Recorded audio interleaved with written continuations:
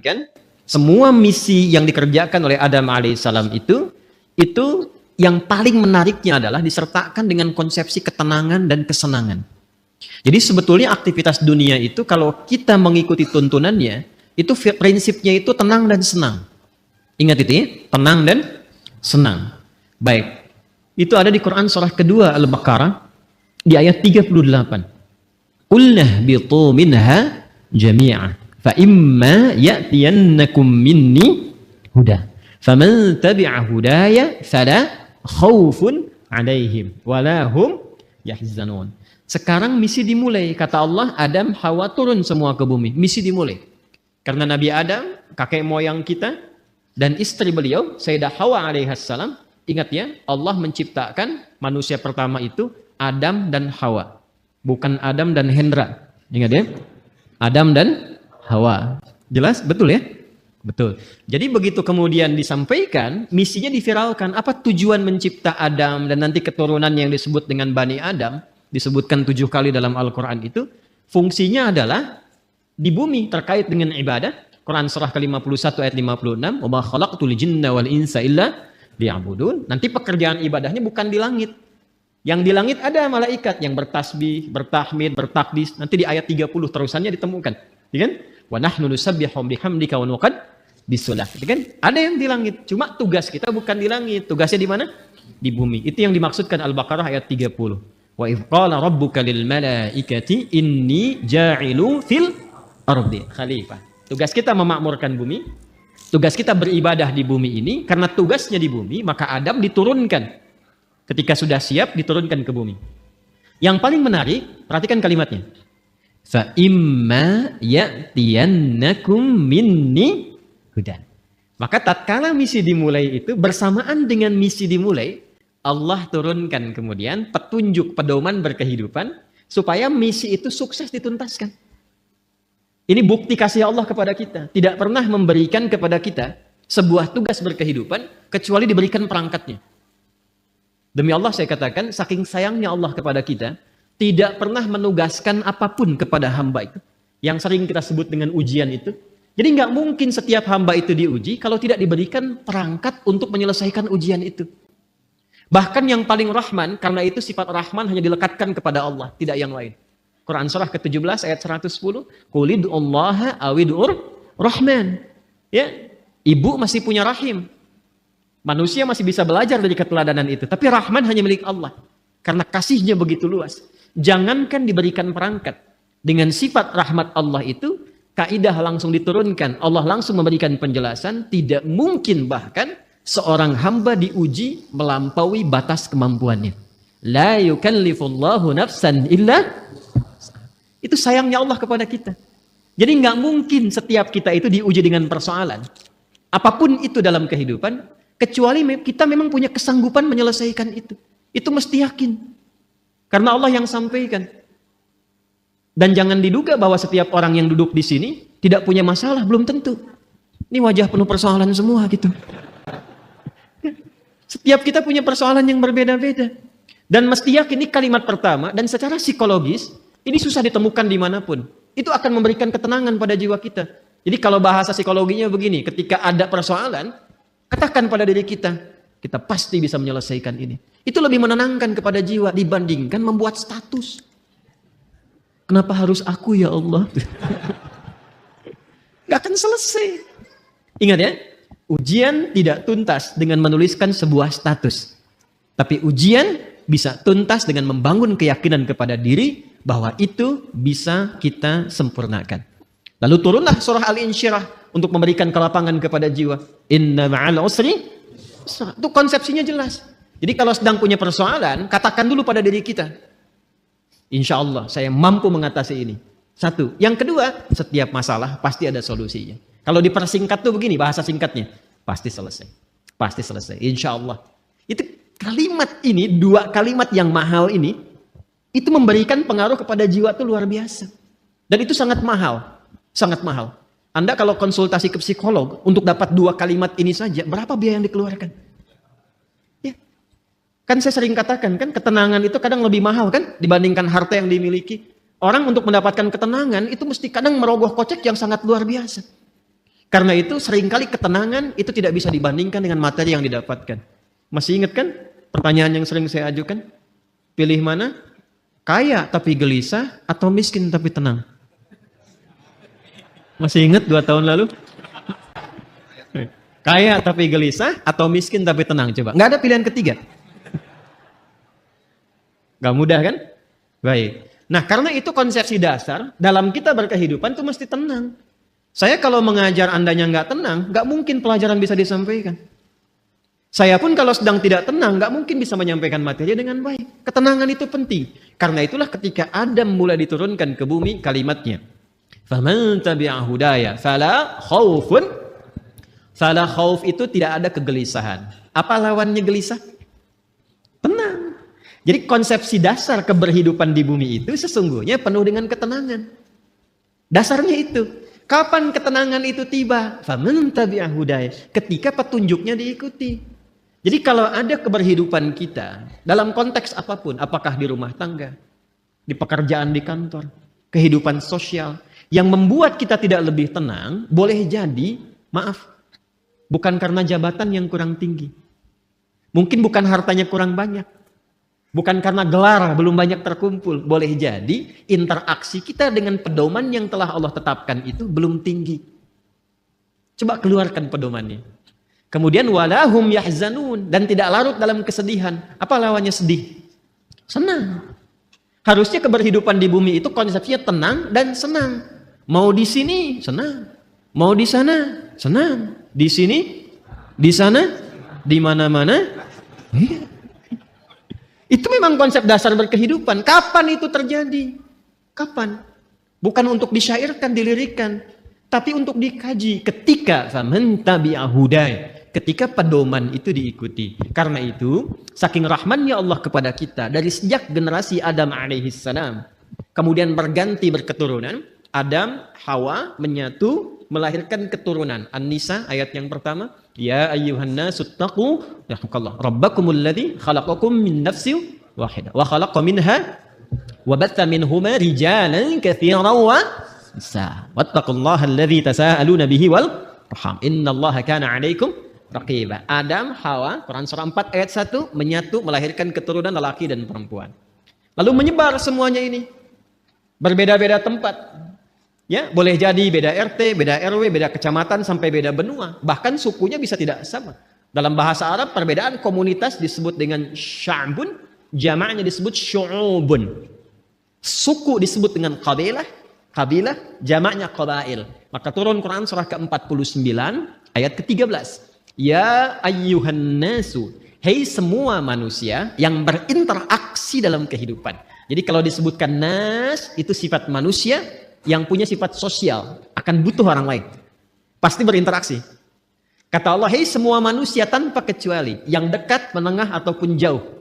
Jadi yang merasa dekat dengan orang lain, dekat dengan Allah, atau menengah, ataupun tinggalnya di tempat yang jauh. Karena ya itu panggilan disebutkan 361 kali dalam Al-Quran, memanggil dengan semua jarak. Ayyuha, ayunya munada, haknya tanbih. Ayyuha disebutkan 150 kali dalam Al-Quran, berfungsi untuk menguatkan dan mengingatkan. Kata Allah, saya tegaskan, saya ingatkan.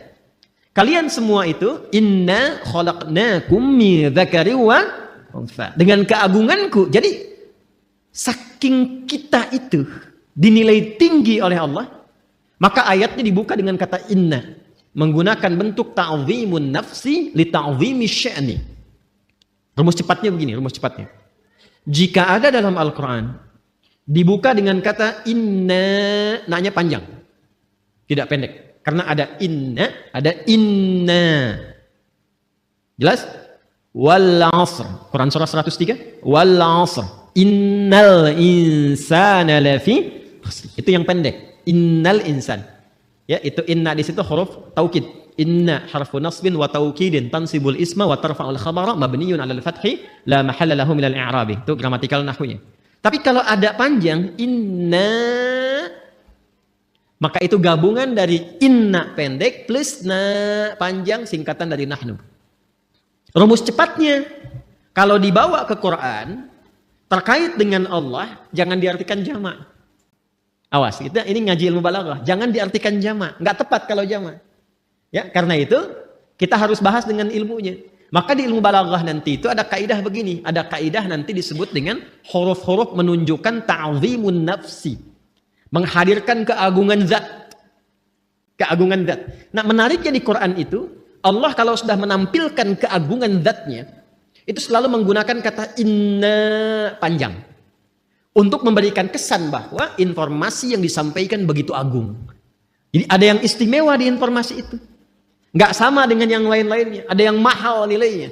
Istimewa sekali. Saking istimewanya, Allah menghadirkan keagungan zatnya untuk menunjukkan keagungan informasi yang disampaikan. Contoh. Tiap hari ada siang, ada malam ya. Sebelum kehidupan berakhir. Malam itu kan normal. Setiap berganti, sekarang malam. Kemarin ada malam? Ada ya? Baik. Malam itu bahasa Arabnya lail. Tapi ketika yang ada istimewa di malam itu, makanya pakai tak di ujungnya. Dari lail jadi lailah. Saya tanya begini. Kemarin saat Ramadan, ada malam yang istimewa nggak? Namanya malam apa? Lailatul Qadar. Baik ya? Kalau ada tak berarti istimewa ya. Coba lihat surahnya, surah ke-97. Bukankah ketika menyebutkan malam Al-Qadar itu di depannya pakai inna panjang? Inna anzalnahu fi, untuk memberikan kesan bahwa informasi yang disampaikan begitu istimewa. Nah, kita ini manusia itu bukan makhluk biasa. Ini makhluk istimewa, Pak, Ibu. Jadi jangan melihat diri kita itu sebagai sesuatu yang rendah, tidak. Allah murka itu. Ya, kita itu makhluk yang istimewa. Saking istimewanya, itu Allah sudah menyampaikan dengan kalimat yang sangat indah dan menghiasi kita dengan segala kemuliaan dari ujung kepala sampai ujung kaki. Itu mulia. Buka Quran surah ke-17 Al-Isra ayat ke-70. Walaqad karramna bani Adam. Tuh, ada lam, ada qad. Lamnya taukid, qadnya tahqiq. Ya, jadi qad itu bisa tahqiq, bisa takrib, bisa taukid. Walaqad karramna, dan aku tegaskan kata Allah, aku jamin. Dengan keagunganku kata Allah, aku berikan semua sifat-sifat kemuliaan pada semua anak cucu Adam. Jadi dari ujung kepala sampai ujung kaki itu kita itu mulia. Ingat, harus paham ini ya. Saking mulianya kita ini dijaga oleh Allah supaya semua bagian tubuh kita itu tidak berinteraksi dengan segala yang bersifat hina. Karena itu semua fungsi tubuh kita harus digunakan pada yang baik-baik, pada yang mulia-mulia. Untuk itulah kenapa ada ayat turun membimbing tentang bagaimana cara menatap. Jadi melihat saja diatur. Kalau binatang kan tidak diatur. Coba lihat, monyet kan segera dilihat kan? Halo? Kenapa jadi tegang begini? Coba keragunan. Lihat monyet. Monyet segala dilihat kan? Apa saja dilihat? Pisang dilihat. Kacang dilihat. Antum dilihat. Ibu-ibu mau pakai jilbab, mau nggak pakai jilbab, dilihat juga. Mau yang ada aurat, yang terbuka aurat, yang tertutup, dilihat juga. Itu siapa? Monyet. Saya ulang, itu siapa? Monyet. Jangan disalahkan. Ada ibu-ibu lewat misalnya aurat terbuka, dilihat. Wih, haram, nggak bisa, monyet kok. Karena kita bukan monyet, kita bukan binatang, maka diatur. Penglihatannya diatur. Jangan melihat yang tidak mulia, kata Allah. Karena matamu itu mulia. Maka turunlah Quran surah Cahaya. Surah 24. Ayat 30 untuk laki-laki. Ayat 31 untuk perempuan. Kullil mu'minina yaghuddu min absar. Wa kullil mu'minati yaghuddna min absar. Kata Allah, kamu itu makhluk mulia. Karena itu pandanganmu pun harus mengarah pada yang baik saja. Ketika yang dipandang itu nggak bagus, palingkan. Ghaddul basar itu bukan nggak boleh lihat. Ketika yang dilihat tidak layak, jangan dilihat. Gambar-gambar yang tidak elok, jangan dilihat. Tontonan yang tidak bagus, jangan dilihat. Proyek yang bukan punya Anda, jangan dilihat. Alas kaki keluar dari sini bukan punya Anda, jangan dipaksakan dilihat-lihat. Paham? Kenapa? Karena kita itu mulia. Maka muncul hukum haram. Haram itu akarnya seakar dengan kata hurmah. Diserap ke dalam bahasa Indonesia menjadi hormat. Hormat itu dari bahasa Arab. Asalnya hukum haram itu, ini dasarnya filosofinya, maknanya. Kenapa hukum haram ini muncul? Dasarnya bukan ingin membatasi manusia beraktivitas, bukan. Tapi Allah menginginkan kehormatan kita terjaga. Jangan dilakukan. Kalau kamu mengerjakan ini, kehormatan kamu runtuh di hadapan Allah dan manusia. Coba silahkan cek. Kalau ada orang mencuri dan diketahui mencuri dipublikasikan, kehormatannya runtuh tidak? Runtuh. Pezina diketahui, runtuh. Pembegal, pencuri, perampok, koruptor, terbuka, runtuh. Allah tidak ingin. Allah tuh sayang dengan kita. Jangan sampai terjadi. Jadi tidak harus semua dilihat. Yang melihat semuanya tanpa batasan, siapa? Jadi kalau ada manusia ingin selalu melihat tanpa ada batasan, ya patut dipertanyakan. Di mana nilai kemanusiaannya? Jelas sampai di sini?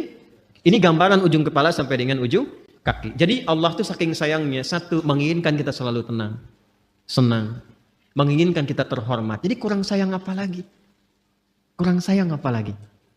Nah, dan yang paling menarik adalah ketika kita terlahir ke muka bumi ini, diberikanlah kemudian bekal-bekal untuk mendapatkan itu semua. Ini karena edisi spesial, saya akan menggali ini saja, karena ini sekaligus yang memberikan sebuah petunjuk langsung dari Al-Quran dan hadis-hadis Nabi Muhammad SAW untuk mendapatkan ketenangan tadi, kenyamanan tadi, keterjagaan tadi. Maka sejak manusia terlahir, diberikanlah fitrah berkehidupan, ditanamkan dalam jiwanya yang akan menjaga dia tetap dalam status yang terhormat di hadapan Allah. Itulah potensi fitrah yang disebut dengan takwa. Maka turunlah Quran surah ke-91 di ayat 7 sampai dengan ayat 10. Wa nafsi wa ma sawwaha. Dan demi jiwa setiap manusia yang disempurnakan penciptaannya. Fa'alhamaha fujuraha wa taqwa. Maka demi menyempurnakan itu ditanamkanlah pada dirinya fitrah, potensi-potensi kebaikan, yaitu satu katalisnya namanya fujur, dan inti hidup berkebahagiaan itu yang disebut dengan takwa. Tugas kita adalah mengoptimalkan fitrah potensi takwa ini. Jadi kalau kita bisa keluarkan itu, naik cahayanya, naik ke mata, itu mata tidak akan pernah menatap kecuali yang baik-baik saja. Turun ke lisan orang yang sudah punya takwa, itu lisannya akan terjaga. Tidak pernah dia bertutur kecuali yang mulia saja. Sampai ke ujung kaki. Kalau sudah jadi mendapati bagian dari takwa itu, maka berubah nanti namanya. Kalau sendiri disebut taqi, kalau jamak disebut muttaqin. Kalau jamak disebut apa? Muttaqin. Orang kalau sudah mendapatkan muttaqin statusnya dan dia berlatih dengan amalan-amalan khusus, maka Allah jamin semua gerak langkah hidupnya akan langsung dibimbing oleh Allah dan dipastikan semua aktivitasnya berdampingan dengan kesuksesan dan kebahagiaan. Itu konsepsi dasar di ayat 2 sampai dengan 5 di surah Al-Baqarah. Dzalikal kitabu la raiba fihi hudal lil muttaqin. Siapa muttaqin itu? Ayat 3-nya. Alladzina yu'minuna bil ghaib. Baik, latihannya. Wa yuqimunas wa mimma razaqnahum walladzina yu'minuna bima unzila ilaihim wa ma unzila min wa bil akhirati hum yuqinun. Lihat, ulaika ala hudam rabbihim wa ulaika humul muflihun. Langsung ke ayat 5. Mereka itulah orang-orang yang akan selalu diberikan bimbingan oleh Allah dalam setiap langkah hidupnya. Tidak ada yang paling indah kecuali mendapatkan bimbingan Allah. Hidayah itu coba citrakan sebagai bimbingan. Ya, betul petunjuk dalam bahasa Arab. Petunjuk betul. Tapi petunjuk itu kalau kita tarik lebih dekat jadi terbimbing kita kan? Bimbingan dalam berkehidupan. Ada orang-orang yang selalu dibimbing Allah. Lisannya bertutur dibimbing. Bekerjanya dibimbing. Dan itu mahal. Ada orang yang ingin mendapatkan itu sampai rajin tahajud. Kan diantara manfaat tahajud itu kan mendapatkan bimbingan Allah.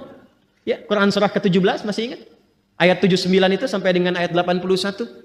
Wa minal laili fatahajjad bihi nafilatan laka asa ay yab'atsaka rabbuka maqaman mahmuda. Kemudian apa yang terjadi? Wa qur rabbi adkhilni mudkhala sidqin wa akhrijni mukhraja sidqin waj'alni lil muttaqina masyaallah waj'alni min ladunka sultanan nasira.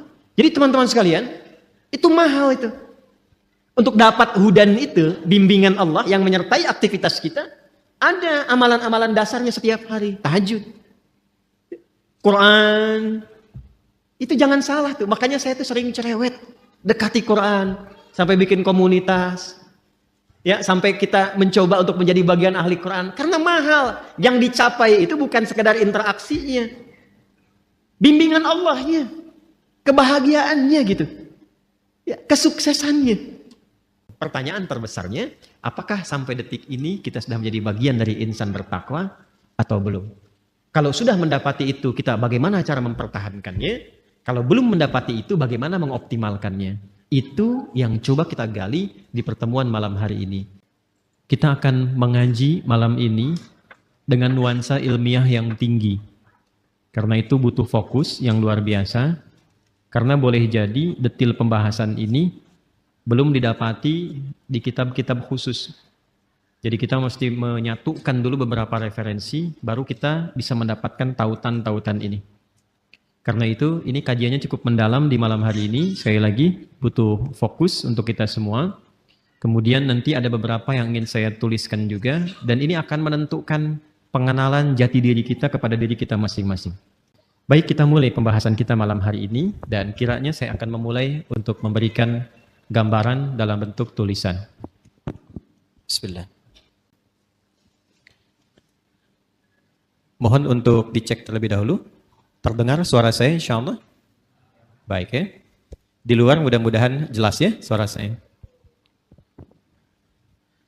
Kalau saya menulis di sini kelihatan di sana? Ya, sudah pasti tidak, sudah pasti. Jadi kalau kelihatan Anda luar biasa. Gitu. Saya ingin memastikan aja gitu kan. Baik. Nanti kalau ada sebagian sisi tidak terlihat, bisa nanti di-review ya, pada kajian yang telah terekam di YouTube, nanti dicek kembali. Dan memang dalam kehidupan itu seperti itu. Kita tidak bisa memuaskan semua kalangan. Ya, yang bisa kita lakukan memberikan yang terbaik, sekalipun tidak mengharapkan kepuasan bagi seluruh kalangan. Jelas sampai di sini? Baik ya. Ibu kelihatan Bu? Belum ya, belum saya tulis. Luar biasa. Baik, bismillah. Ini saya akan membuat seperti ini dulu. Nah. Oke. Enak ya. Kurang lebih kotak seperti ini. Sudah? Baik. Lalu saya buat lagi lebih kecil skalanya. Seperti ini. Ya. Kadang-kadang orang sekarang ada yang membuatnya seperti ini. Ya. Kita hapus saja ya. Jangan menggoda, saya sudah berkeluarga. Susah dihapus rupanya. Memang kalau hati sudah tersakiti agak sulit untuk dikembalikan. Ya, sudahlah, ini bagian yang terakhir. Ini takin begini. Ya, baik. Gambar apa ini? Sudah ya? Baik, lihat baik-baik sekarang. Sekarang baru akan saya berikan namanya. Kotak besar, bagian terluar, tak tuliskan dengan nama Sodrun. Sodrun, Sod, Dal, Ra. Jamaknya Sudur. Sudah? Tenang, pelan-pelan dulu. Saya tes ya. Kotak besar, bagian terluar, diberi nama dengan apa? Sodrun. Jamaknya apa? Sudurun. Di dalam kotak ini, ada yang skalanya lebih kecil. Yang kedua ini, setelah kotak yang besar, di dalamnya ada lagi. Ini ilustrasi saja ya. Saya buat kotak lagi, diberi nama Qalbun. Qalbun. Jamaknya Qulubun. Namanya Qalbun, jamaknya apa? Qulubun. Baik. Pelan-pelan. Di dalam kotak ini, ada yang paling kecil. Ingat, ada 3 ya. Ada 3. 1 Sodrun, jamaknya Sudurun. Kedua Qalbun, jamaknya Qulubun. Yang paling dalam, ini namanya Nafsun. Nafsun.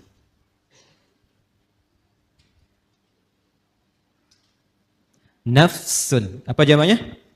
Nafsun. Pelan-pelan. Jamaknya, namanya nafsun, jamaknya bisa dua. Bisa anfus, bisa nufus. Ya? Bisa anfus, bisa nufus. Ya. Anfus dan nufus. Infus tidak ada kaitannya. Ya. Jadi nafsun jamaknya anfus dan nufus. Sudah. Di dalam nafsun ini ada dua fitrah yang Allah tanamkan dalam jiwa kita. Dan ini inti kehidupan kita ada di sini. Inti kehidupan kita. Jadi seseorang mengalami kehidupan, kalau tinjauan dari fisikanya, biologinya, kan? Ketika jiwanya, rohnya sudah ada, maka dia mulai bergerak, maka dipandang hidup. Tapi bagaimana dia bergerak itu ada inti kehidupannya. Maka di dalam nafsun ini ada inti hidup kita. Ada dua ditanamkan di dalamnya. Satu, ada kutub positif, disebut dengan takwa. Ada lawan dari sini, terlihat sekilas lawan. Padahal nanti intinya sebetulnya sebagai katalis ya, untuk mensupport supaya nilai takwa ini muncul. Yang kedua disebut fujur namanya. Ya. Dan ini nanti sifat kehidupan, ini akan seperti ini. Selalu ada positif, negatif. Kutub positif, kutub negatif. Apapun itu, kalau mau ditarik ke dunia elektrik juga seperti itu. Di baterai itu kan ada kutub positif, ada kutub negatif. Di kimia itu di atom ada proton, ada elektron. Gitu kan ya? Baik. Kita lepaskan dulu semua itu. Kita kenali diri kita saja supaya tidak terlampau melebar. Nah, ini inti jiwa kita itu, di dalam diri kita yang terdalam, itu ada ini, ada takwa dan fujur. Dalilnya apa? Ke Quran surah 91 Asy-Syams. Ayat 7 sampai 10 tadi yang Anda tuliskan yang pertama kali. Wa nafsin wa ma sawaha. Dan demi nafas ini. Demi jiwa, demi nafas. Yang telah sempurna penciptaannya. Ya, sawwa itu sempurna. Kapan itu sempurna menjadi nafas? Ketika roh mulai masuk ke dalam diri, ke dalam jasad. Di usia 4 bulan. Jadi usia 4 bulan itu roh ditiupkan menyatu ke dalam jasad. Pelan-pelan. Dari mana taunya? Nanti dibuka hadis Nabi Muhammad SAW. Kalau paling mudah mungkin lihat saja Al-Arba'in. Kan lebih mudah diakses ya. Hadis nomor keempat. Dari sahabat Abdullah bin Mas'ud radhiyallahu ta'ala anhu.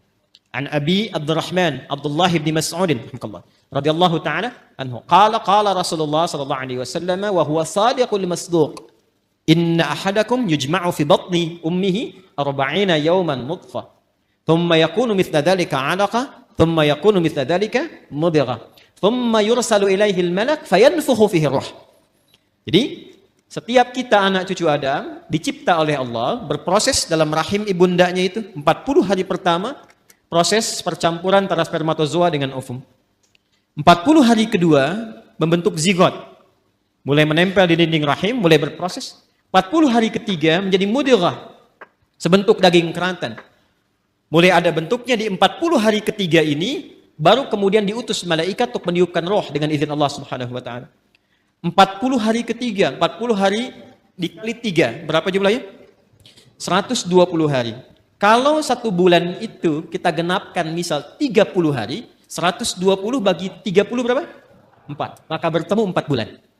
Jadi ketika ada seseorang mengandung, seorang ibu misalnya, maka usia 4 bulan kandungan itu roh ditiupkan. Sudah ada roh tertanam.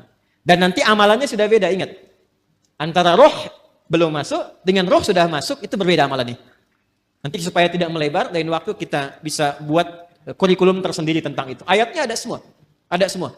Jadi apa amalan suami istri, amalan suami, amalan istri, amalan suami terkait nafkah, ada. Jangan sampai membawa sesuatu yang haram.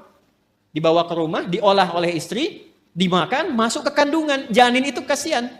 Belum terlahir sudah mengonsumsi yang haram, itu bahaya itu. Bahaya. Dan nanti mengembalikannya nggak mudah. Ya, yuk pelan-pelan. Kembali ke sini. Nah, usia 4 bulan kandungan, ditiupkan roh. Di situ kemudian terjadi dialog kita untuk berkomitmen menuhankan Allah. Nanti ada diabadikan di Quran surah ke-7 Al-A'raf ayat 172. Tadi saya berjanji detailnya tidak saya tuliskan dulu. Ini untuk melengkapi apa yang tadi disampaikan. Wa idh akhadha rabbuka min bani adama min zuhurihim dzurriyyatahum wa ashhadahum ala anfusihim alastu bi rabbikum qalu bala syahidna. Jelas sampai sini? Nah, ini usia 4 bulan kandungan. Ketika roh ditiupkan, menyatu kemudian dengan jasad, maka berubah nanti namanya menjadi nafas. Jelas? Berubah menjadi apa? Nafas. Dari sini kemudian muncullah tanda-tanda keberhidupan. Makanya diserap ke dalam bahasa Indonesia dengan nafas. Seseorang dikatakan hidup bila masih ada tanda-tanda nafas. Itu dalam bahasa Indonesianya. Paham sampai sini? Nah, ketika sempurna itu, dari mana taunya? Roh masuk ke dalam fisik, kemudian sempurna penciptaan jadi nafas ini. Nanti lihat di Quran surah ke-15. Ayat 28. Quran surah 15, Al-Hijr, ayat ke-28. Wa idh qala rabbuka lil malaikati inni khaliqum bashara min salsalim min hama'im masnun. Teruskan ayatnya. Fa idza sawaituhu. Nah, ini ada kalimatnya sawaituhu.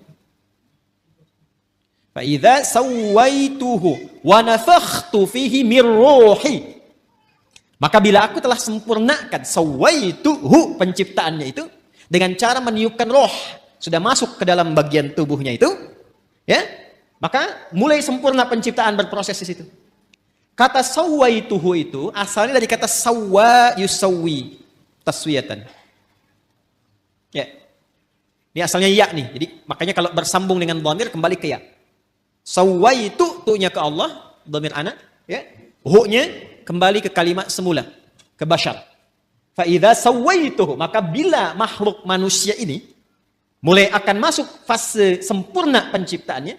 Jadi kalau tampilan fisiknya disebut bashar. Nanti ada 5 nama ya. Agak lompat sedikit, manusia setidaknya disebut dengan 5 nama. Bashar 35 kali disebutkan dalam Al-Quran. Dan ini nama pertama saat diciptakan untuk memberikan info pada malaikat dan jin bahwa materi dan tampilan fisiknya nggak sama dengan malaikat dan jin. Di malaikat diciptakan duluan, baru kemudian jin. Kalau malaikat dari cahaya, kalau jin dari api, bukan sekedar api. Ya, api yang menyambar-nyambar. Makanya ayat 27-nya disebutkan jin dulu. Quran surah ke-15 ayat 27 itu jin dulu. Wal janna khalaqnahu min qablu min naris samum. Dan kalangan jin itu diciptakan sebelum manusia, bahan dasarnya api yang menyambar-nyambar, menyala. Manusia beda, disebut dengan bashar. Menunjuk pada tampilan kulit yang halus, secara fisikal beda dengan malaikat dan jin. Ini kata dasarnya sawa nih. Ya, sempurna. Jadi ketika disebut sempurna itu kalau rohnya sudah masuk ke dalam jasad. Ketika masuk itu menjadi nafas. Dari mana taunya? Tafsir ke Quran surah 91. Ayat 7 itu sampai dengan 8. Wa nafsin wa ma sawwaha. Dapat sawanya nih. Ya, dan demi nafas yang telah sempurna tertanam, sempurna, tercipta dalam jiwa itu, menyatu ke dalam tubuh kita itu, maka ketika sempurna itu terjadi, diilhamkanlah fa'alhamaha fujuraha wa taqwaha. Nah, jadi dalam jiwa setiap kita yang hidup itu ada inti kehidupan. Intinya di sini, fokus ini ya. Ini yang paling penting. Intinya ini, takwa ini. Jadi generator hidup kita itu ada di jiwa takwa. Kutub positifnya. Sederhananya, bahasa singkatnya, jadi kalau kita gali terlalu panjang nanti, kecuali kalau mau ngaji sampai subuh. Mau sampai subuh di sini? Silakan, saya jam 9 selesai. Ini panjang nih, karena harus membahas 115 kata dalam Al-Quran. Nanti takwa disebutkan 115 kali dan derivasinya. Lawannya nafsu 115, jadi kalau mau bahas itu, mungkin bisa sampai subuh yang 2 hari ke depannya. Takwa secara singkatnya saja adalah akumulasi setiap sifat-sifat kebaikan. Dalam istilah Al-Quran, sifat baik itu seringkali ditampilkan dengan diksi atau dengan kata khair namanya. Khair. Wah, ini kalau ngajinya agak dalam, agak panjang kita. Khair. Ada baik secara fisik, jasmaninya bagus, sehat, baik.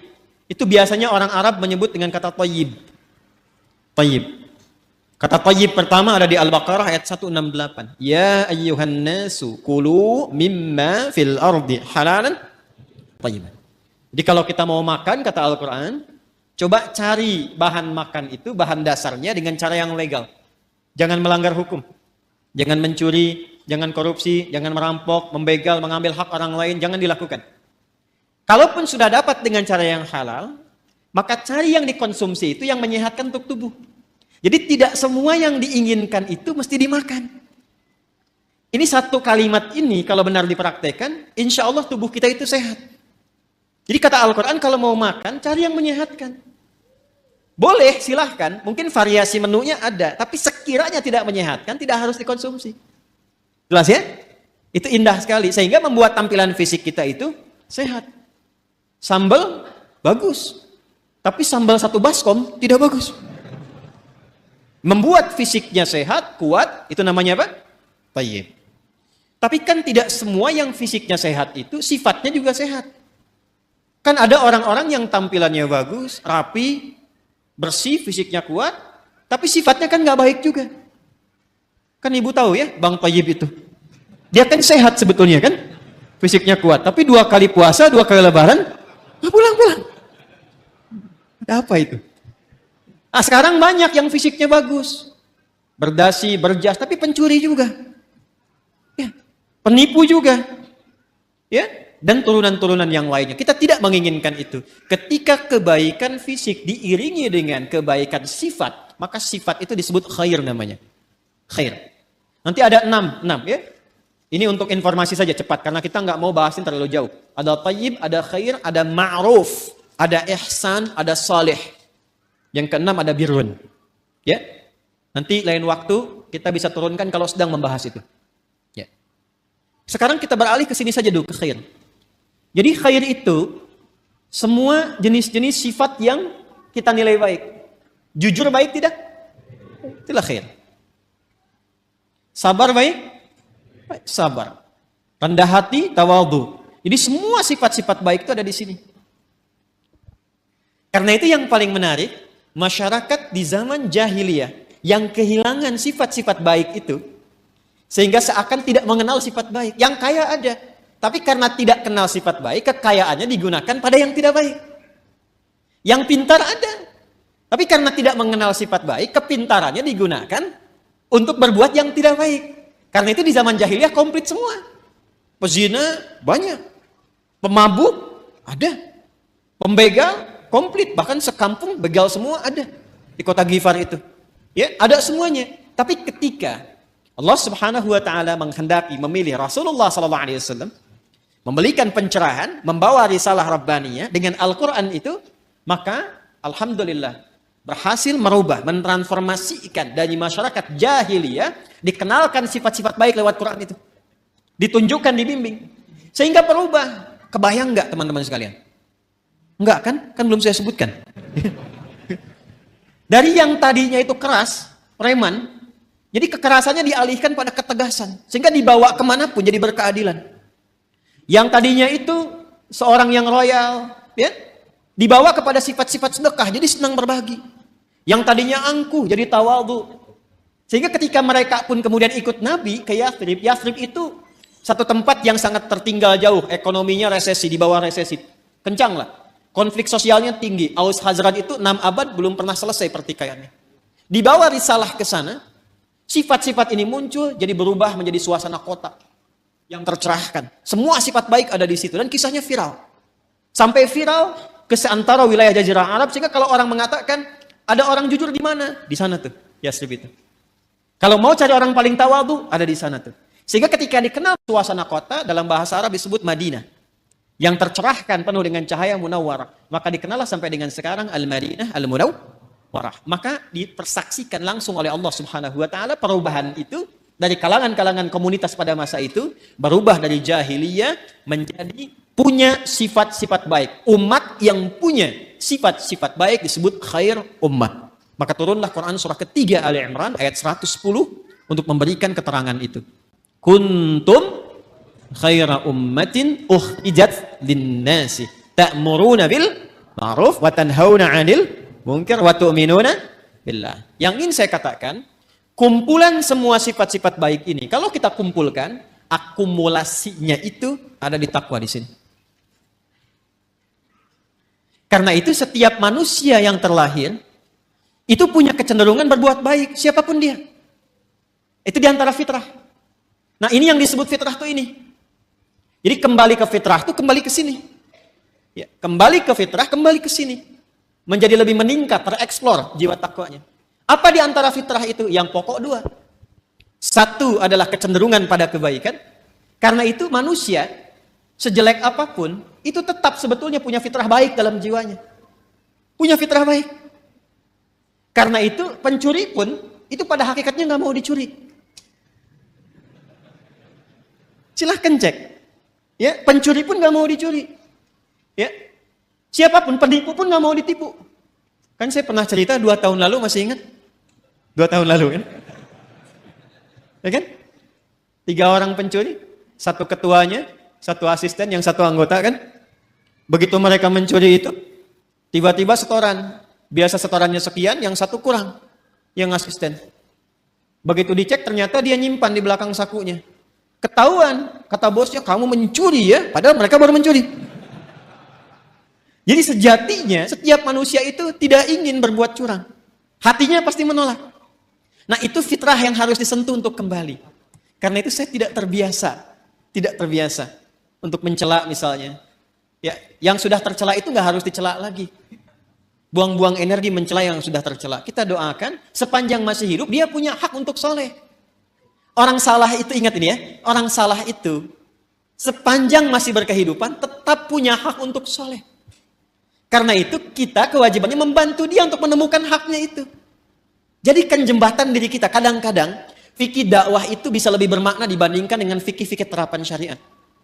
Jadi kadang-kadang yang didahulukan tuh fikih dakwah dulu, bukan hukum dulu secara fikih syariat. Contoh misalnya, di samping masjid ada orang Islam. Misal, di masjid manapun misalnya, ada orang Islam, tetangga masjid, dekat masjid. Ilustrasinya, ini masjid misalnya, di sini rumah, ya jarak 5 meter, ini speaker masjid ke sini misalnya. Sepeda ada, motor ada, mobil ada. Tapi masih belum mau ke masjid. Tetangga masjid mengaku beriman, nggak mau ke masjid. Apa hukumnya? Oh, bakar rumahnya. Enggak. Ya. Nah, sebelum kita berbicara hukum haram, hukum halal, hukum ini itu, kita baca dulu dengan fikih dakwah. Hukumnya, ajak dia ke masjid. Paham? Minimal kita doakan dalam sujud. Masih ingat 2 tahun lalu? Selalu begitu kan kisahnya kan? 2 tahun lalu saya pernah cerita kan? Ya, 1 kali di satu tempat komplek bagus, tapi bukan di sini. Jangan khawatir warga di sini, bukan di sini. Sebelum saya ke sini. Ada cerita, Ustaz, komplek ini mewah bagus. Tapi warganya muslim belum senang ke masjid, sehingga safnya itu sedikit gitu. Oh begitu Pak, Masya Allah saya bilang. Sudah didoakan? Sudah ditengok? Belum. Kalau begitu begini Pak. Besok, Bapak beli buah. Habis subuh, libur, ya Sabtu, dari masjid bawa buah, mampir ke rumahnya dia. Yang muslim itu yang belum ke masjid. Nanti Bapak ke situ kalau dia tanya, Assalamualaikum, aja apa kabar? Bapak bilang, Waalaikumsalam warahmatullahi wabarakatuh. Dia, Bapak sehat, saya kira Bapak sakit. Nggak kelihatan di masjidnya ada buah gitu. Coba aja dulu. Itu alhamdulillah tuh. Pekan depannya, nambah jamaah itu. Pulang ke masjid. Kadang-kadang itu masih didahulukan deh. Itulah khair. Itulah khair. Jadi akumulasi dari setiap ini, khair itu membentuk karakteristik apa? Takwa. Nah ini mesti dioptimalkan. Karena kalau ini keluar, setiap kita insya Allah otomatis jadi orang baik. Ya, pasti dia orang baik tuh, insya Allah. Karena Allah yang jamin. Ini mesti dioptimalkan. Nah untuk menjadikan percepatan ini keluar, maka ada katalisnya. Belajar kimia ya? Ya, kan ada ikatan-ikatan itu ya, termasuk yang mempercepat. Untuk mempercepat ini keluar, muncul. Ya, kalau mangga pengen cepat matang dia apa? Dikarbit ya, bahasa sederhana dikarbit ya. Ini ada katalis supaya cepat keluar ini muncul, maka diciptakanlah lawannya. Lawan ini sejatinya bukan lawan kontra, tapi untuk memberikan stimulus supaya yang ini cepat keluar. Disebutlah fujur namanya. Maka setiap ditemukan sifat baik di sini jujur, maka akan ada lawannya di sini di fujur. Misal, di sini ada jujur, di sini pasti ada dusta. Anda sekuat apapun membuat kalimat, tidak ada dusta di antara kita, tetap dustanya ada. Karena ini bawaan untuk mempercepat ini keluar. Sabar di sini ada amarah. Tawadu, rendah hati di sini ada sombong. Ya. Karena selalu berlawanan. Wa min kulli syai'in khalaqna zawjaini la'allakum tadhakkarun. Segala hal itu aku ciptakan berlawanan supaya kalian sadar, kata Allah, hanya aku yang tunggal, yang tidak punya pasangan. Itu ada di Quran surah 51 ayat 49. Nah, konsepnya begini. Teruskan. Wa nafsin wa ma sawwaha fa'alhamaha fujuraha wa taqwaha. Nah, konsep dasarnya ayat 9-nya. Kalau kita bisa mempraktekkan ini, insya Allah lebih damai, lebih tenang, lebih bahagia. Walaupun mempraktekkan tidak semudah mengucapkan. Qad aflaha man zakka. Dijamin kata Allah. Jadi qad itu ada tahqiq, ada takrib. Takrib itu untuk mendekatkan sesuatu. Jadi kalau informasi ada pakai qad, berfungsi takrib, artinya momennya sudah dekat. Misal, kan kalau mau salat ada iqamah ya? Qad qamatis salatu, qad qamatis salah. Nah, dengar itu? Dengar ya? Qad qamatis salah, maksudnya apa? Salat sudah dekat, siap ditunaikan. Qadnya takrib di situ. Ada yang bermakna tahqiq, taukid, penguat, penjamin. Ya, yang di sini itu penjamin, penguat. Ya, qad aflaha man zakkaha. Kata Allah, aku jamin. Orang akan mendapatkan atau cenderung lebih bahagia, lebih sukses, lebih nyaman hidupnya, zakkaha bila mampu menyucikannya. Ini mahal sekali kalimatnya. Teman-teman, ikhwan, ibu dan bapak, mencuci, tahu mencuci? Sudah pernah nyuci kan? Mencuci, misal, mencuci pakaian, baju. Kalau ada orang mencuci baju, maaf, yang dibuang itu kotorannya atau bajunya? Kotorannya, yakin ya? Bukan bajunya kan? Oh ya. Jadi kotorannya. Supaya apa dicuci? Bersih. Apa lawannya bersih? Kotor. Masya Allah. Jadi kotor itu diciptakan oleh Allah bukan untuk menjadikan tampilan kita kotor, bukan. Tapi untuk menampakkan kebersihan. Sebab gak mungkin ada bersih kalau gak ada kotoran. Jadi filosofi kotor itu bukan untuk menjadikan kita menjadi kotor, bukan. Tapi supaya bersihnya tampak. Sebab kalau nggak ada kotornya ngapain dicuci? Jelas ya? Nah, jadi ini poinnya. Jadi cara membacanya itu, ini kalimatnya tinggi. Makanya dibacanya nanti pakai isti'arah di balaghah. Membacanya tinggi sekali. Jadi mencuci itu bukan bermaksud menghilangkan jiwanya. Bukan. Bukan menghilangkan pakaiannya. Tapi ditampakkan lawannya ini supaya yang bersih muncul. Gelas bisa dilap. Kapan dilap? Kalau kelihatan ada debunya. Wajah dilap-lap. Kenapa? Karena ada kotoran yang tampak di wajah. Kalau nggak ada yang kotor, ngapain dilap? Jelas ya? Baik. Nah, ini cara membacanya, terapkan ke sini. Amarah itu diciptakan bukan ingin menjadikan seseorang itu pemarah, bukan. Tapi supaya sabarnya muncul. Sebab kalau marah nggak diciptakan, bagaimana sabar bisa muncul? Tuh. Kan? Di luar nggak tahu tuh. Ya. Coba deh begini, maaf ya, ibu nanti bu, suami pulang dari kantor ke rumah nih. Pokoknya nggak ada apa-apa, nggak ada hujan, nggak ada angin, nggak ada macam-macam, nggak ada permasalahan.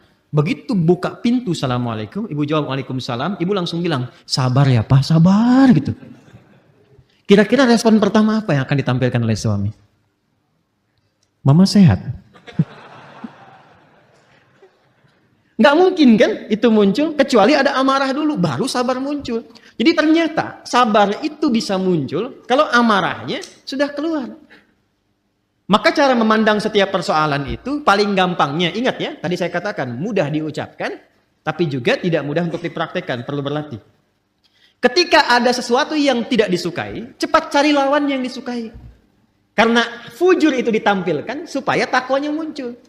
Jadi kalau sekiranya Anda melihat berita, mendengar misalnya, ya, ada yang berdusta, tandanya kita harus jujur. Ada yang sombong, tandanya kita harus rendah hati. Ada yang cemberut, lawan cemberut apa? Ada yang menangis, lawan menangis apa? Ibu pulang ke rumah, datang suami. Suami lihat istri sedang cemberut. Ya kan? Waalaikumsalam. Ini ada gelang baru 1 kilo. Oh. Biasa. Tapi kan ini nggak mudah.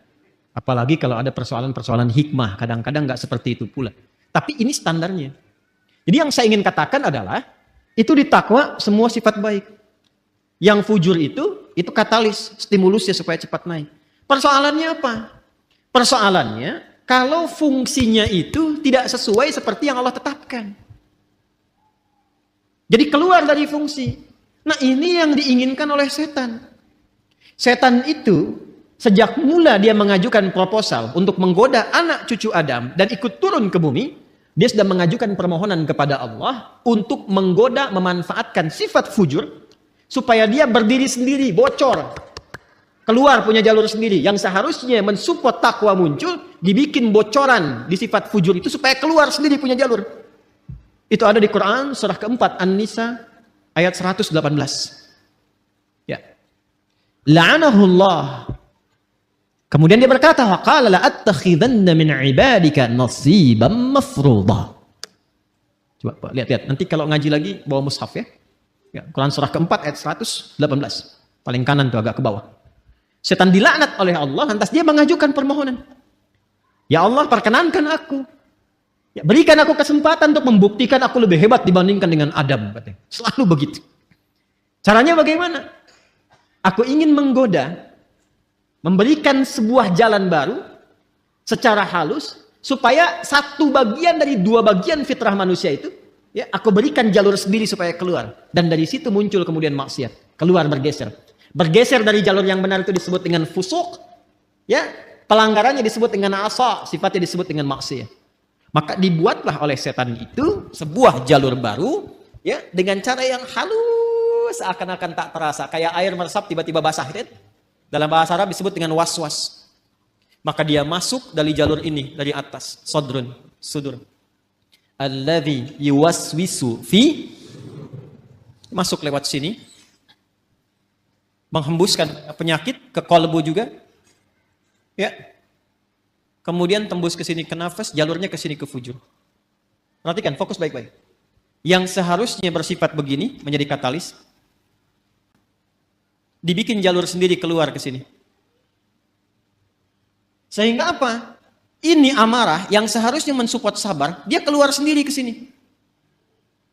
Ya, kalau bahasa Rusianya tuh ujuk-ujuk ya. Ujuk-ujuk marah aja gitu. Ya, ini ke sini nih.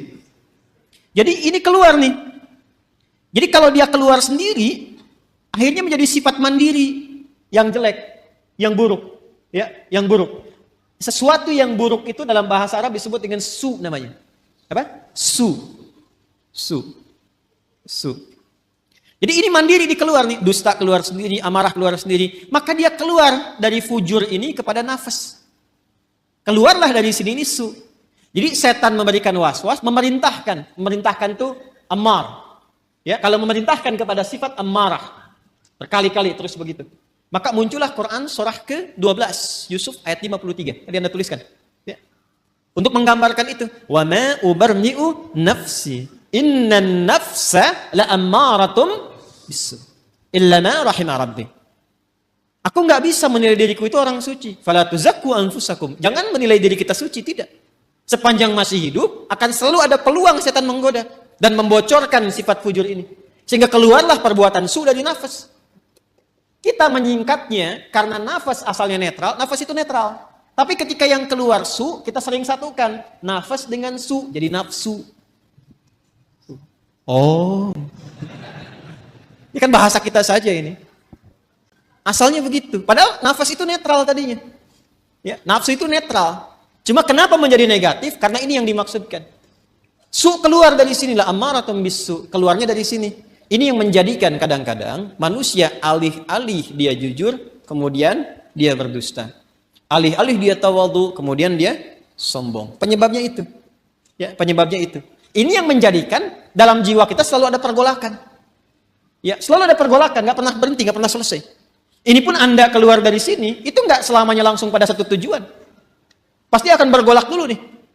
Ya, ini masih macet, tar aja dulu sini dulu gitu kan. Cepat pulang gini, macam-macam tuh. Ya, akan ada selalu seperti itu. Nah, sesuatu yang bergolak, tidak pernah tenang pada satu keadaan, itu bahasa Arabnya disebut dengan kolbun. Dari kata kolubah yaqlabu. Sesuatu yang senantiasa bergolak. Karena itu tempat bernaungnya nafas disebut dengan kolbu. Untuk memberikan kesan bahwa di dalamnya selalu ada pertarungan antara nilai-nilai kebaikan diakumulasi oleh takwa dengan bisikan-bisikan setan yang membuat fujur itu mandiri untuk keluar. Apakah Allah membiarkan begitu saja? Tidak. Allah punya sifat Rahman, punya sifat Rahim, dan rahmat Allah kepada hambanya itu tidak bisa dinilai. Saking luasnya. Saking luasnya. Maka saking sayangnya Allah kepada kita, ditetapkanlah dua hal. Dan ini yang betul-betul kita jaga. Betul-betul kita jaga. Untuk bisa mengoptimalkan takwa ini, sekaligus menekan supaya fujurnya tetap ada fungsinya.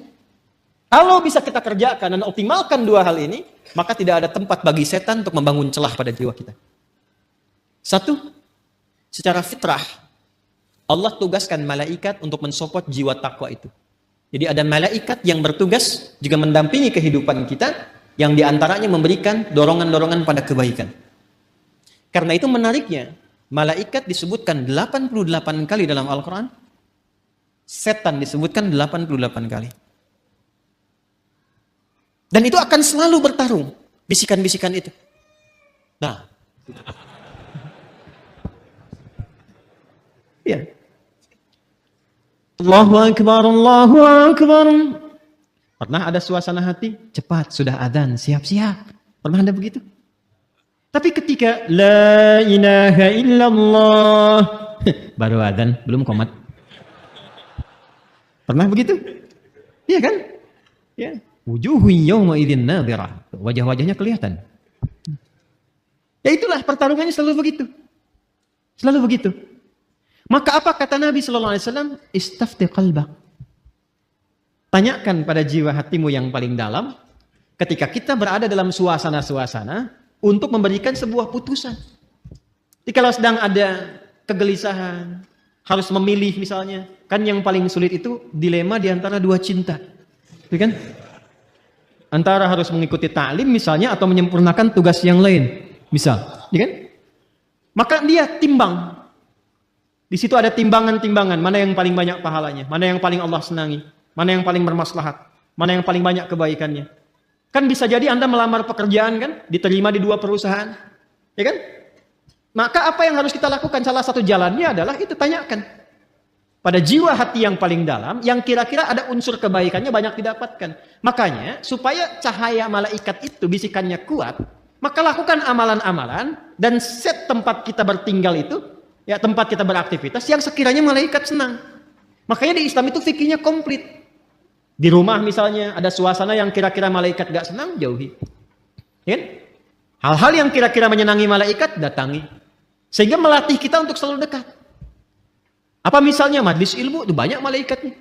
Baca Quran ditemani malaikat. Bahkan kalau sudah lancar ada malaikat khusus menjaga. Ma'asyafaratil kiramil bararah.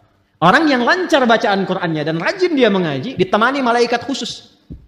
Ya, safaratil kiramil bararah, dan kalimat kiramil bararah itu punya makna yang merubah ahli Quran ini menjadi lebih baik. Makanya saya sering katakan ahli Quran yang benar itu bukan dilihat dari berapa banyak khatamnya, berapa lancar bacaannya, dilihatnya berapa bagus perubahan pada perilakunya. Itu yang diakui oleh Quran sendiri. Di Quran surah 35 Fatir di ayat 32, ya, thumma awrasnal kitaba alladzina istafaina min ibadina faminhum zalimun li nafsi wa minhum muqtasid, yang berhasil, wa minhum sabiqun bil khairati bi idznillah. Kalimatnya sabiqun bil khairat, ya, bukan sabiqun bil khatmah, bukan yang paling banyak khatamnya, walaupun khatam itu bagus. Ingat, yang saya maksudkan bukan tidak menginginkan khatam, bukan. Khatam itu bagus, hafal itu bagus, sampai hafal nomor posisi ini itu, tapi itu menjadi tidak bernilai tatkala tidak merubah perilaku. Itu ukurannya itu. Saya sering katakan kalau ada orang menghafal Quran atau sekolah di ma'had Quran tidak merubah perilakunya lebih baik, ada yang salah dengan cara dia menghafal. Itu gambaran pertamanya. Karena itu ketika orang-orang ini istiqamah dalam kebaikan, maka apa yang terjadi? Di surah Fussilat itu kan ayat 30, thumma istaqamu tatanazzalu alaihimul malaikatu alla takhafu wa la tahzanu wa abshiru bil jannati allati kuntum tu'adun. Nahnu awliya'ukum fil hayatid wa fil akhirah. Sudah, hidupnya enak. Karena Allah yang akan menyelesaikan semua urusan-urusannya. Dikirimkan malaikat menjaga. Itu ayatnya. Kalau sudah konsisten dengan amalan itu, malaikat turun. Dan perkara konsisten ini mahal. Kan saya sering katakan, itu untuk konsisten, kita butuh 9 tahapan kan. Consist 1, consist 2, consist 3, consist 4, sampai konsisten. Tahapannya apa? Nah ini amalan yang kedua. Amalan kedua. Maka untuk meningkatkan potensi takwa itu, selain mendengar istafti qalbak, bisikan-bisikan malaikat pada kebaikan, bisikan itu bisa menjadi kuat, support itu menjadi kuat jika kita mengerjakan amalan yang kedua. Apa itu? Itulah yang disebut dengan ibadah. Dengan ibadah itu nanti amal keluar menjadi saleh. Maka muncullah istilah amal saleh. Maka desain ibadah sejatinya itu untuk kita sendiri. Ya, orang nggak ruku, nggak sujud terhadap Allah, nggak sholat, nggak menurunkan status Allah sebagai Tuhan. Tetap Tuhan yang Maha Esa, Maha Kuasa. Cuman yang rugi orangnya. Karena ketika diperintahkan ibadah itu, feedbacknya, hasilnya itu kembali ke kita lagi. Contoh gini, ini yang sederhana ya. Ibadah yang pokok itu kan sholat kan? Ya, kita diperintahkan sholat kan? Masih ingat? Coba, sholat kan ciri pertama orang takwa. Dzalikal kitabul hudan lil. Apa ciri pertamanya? Alladzina yu'minuna bil ghaib wa yuqimunas. Sholat amalan pertamanya. Nah, apa fungsi sholat itu? Buka Quran surah 29 ayat 45. Utslu ma uhiya ilaika minal kitab wa aqimis shalah. Innas salata tanha 'anil. Nah, teman-teman, fahsya dan mungkar itu sumbernya di sini, di fujur. Di sini semua. Jadi kalau sholatnya benar, ini tertekan nih. Akhirnya fungsinya tetap ke sini. Yang ini yang naik. Karena itu segala kemungkinan perbuatan menyimpang, ya, fahsya, ini fujur itu asalnya rambatan keburukan. Yang baiknya disebut fajar. Kalau fisikal disebut infajar. Kalau kelihatan bendanya memancar, itu infajar namanya. Contoh nih, Anda misalnya ingin menggali air kan? Ya, menggali keluar airnya, memancar, itu infajar namanya. Nabi Musa punya tongkat ya, tongkat kayu beliau, dipukulkan ke batu kan? Tongkat kayu dipukul ke batu, kira-kira yang hancur apa? Huh? Harusnya kan kayunya kan?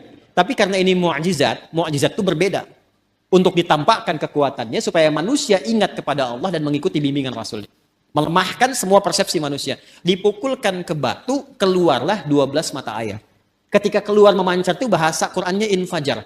Al-Baqarah ayat 60. Quran surah 2 ayat 60. Wa idhistasqa Musa liqaumihi faqulna dhrib bi'asakal fanfajarat infajar. Fanfajarat min husnata asyrata. Tongkat kayu Nabi Musa dipukulkan ke batu, keluar 12 mata air. Anda punya tongkat emas, pukulkan ke batu, keluar 12 air mata. Itu keluar tuh, itu infajar. Ya, nanti ada makna majasi kiasan, disebut fajar namanya. Ya, cahaya matahari pertama yang membelah kegelapan malam itu disebut apa? Fajar. Nah, itu hakikinya. Majasinya adalah respon kita. Sinyal kita yang menangkap seruan ketika fajar itu tiba, ditangkap oleh hati kita, suara adzan itu untuk mendekat kepada Allah. Waktunya subuh, pancarannya disebut dengan fajar. Lawan dari fajar itu secara bahasa itu disebut fujur. Rambatan-rambatan keburukan. Itu yang merambat nih, ada yang merambat ke syahwat faraj.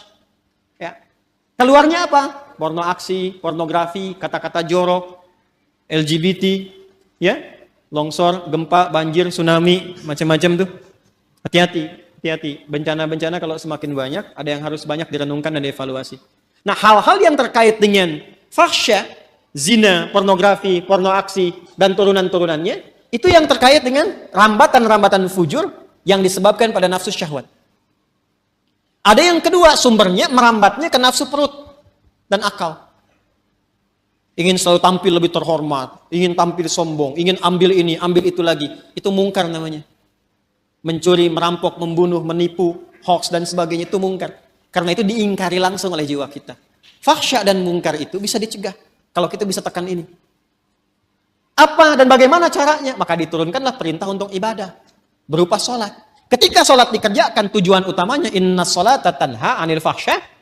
Makanya ketika kita mulai bertakbir, kita diberikan oleh Allah melalui petunjuk Rasulullah sebuah isyarat bahwa penting menjaga bagian dalam tubuh kita ini, terutama dijaga di bagian terluar. Makanya ketika orang bertakbir Allahu Akbar kan sedekap begini. Ini ilmunya mahal, bukan ilmu utak-atik. Ini bukan cocok logi. Ingat, saya sudah mengkaji dari ayatnya sampai ke hadisnya, sampai ke kitab-kitabnya. Ini ada maknanya. Semua tentang sholat itu bukan gerakan biasa. Jadi gerakannya ada maknanya, bacaannya ada maknanya. Termasuk kenapa diberi nama subuh, zuhur, asar, maghrib, isya. Itu ada maknanya.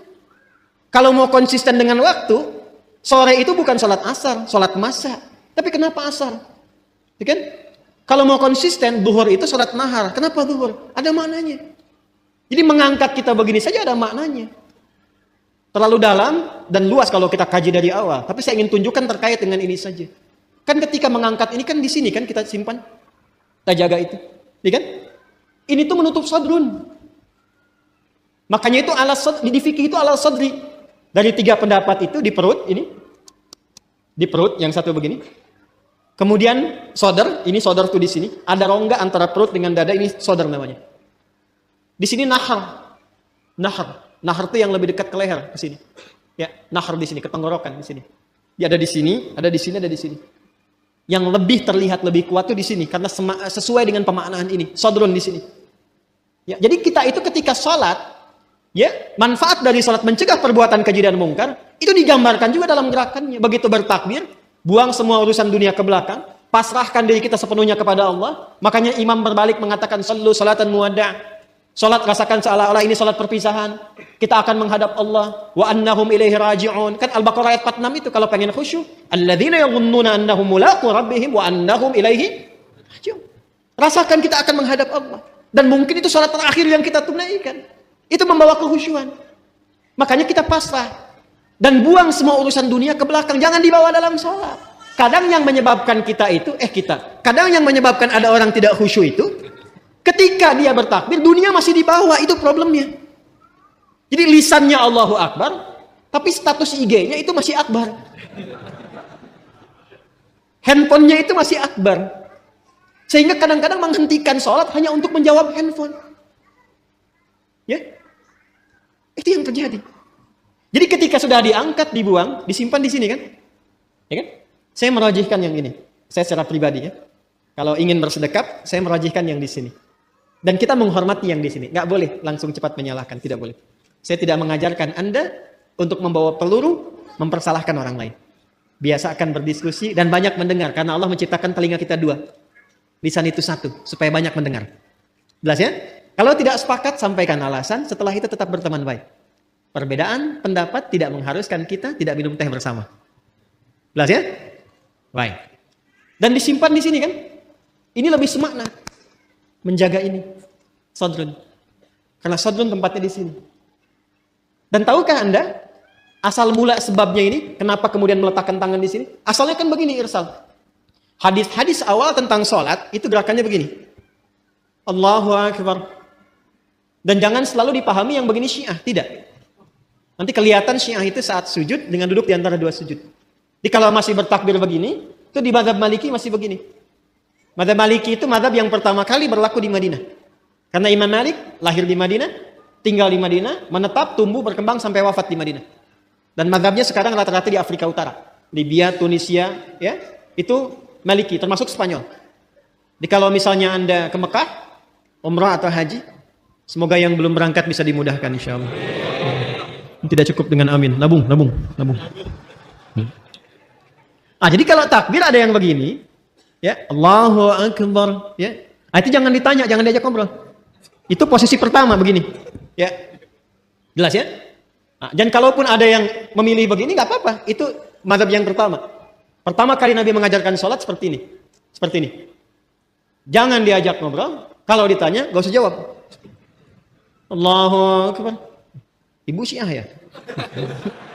Bukan saya epi. Bisa dijawab, udah. Dia lagi sholat. Jelas? Ada kejadian. Seseorang berbuat salah. Kesalahannya cukup besar. Bahkan dari riwayat menyebutkan termasuk dosa-dosa yang seharusnya dihindari. Dosa besar. Lalu apa yang terjadi? Dia datang kepada Nabi untuk dihukum. Ini Masya Allah sahabat dulu itu. Jadi kalau berbuat salah, ini yang mahal ini. Mengakui diri ke hadapan hakim tertinggi, minta untuk diluruskan. Bahkan tidak sungkan dihukum. Bukan bersembunyi dan sulit dicari gitu. Ya, itu datang sendiri. Datang. Ya Rasulullah, saya berbuat salah, tolong hukum saya. Itu qadar Allah menjelang sholat. Ini Nabi bilang, sudah, sholat aja dulu. Begitu sholat, turunlah kemudian Quran surah ke-11 Hud. Ayat ke-114.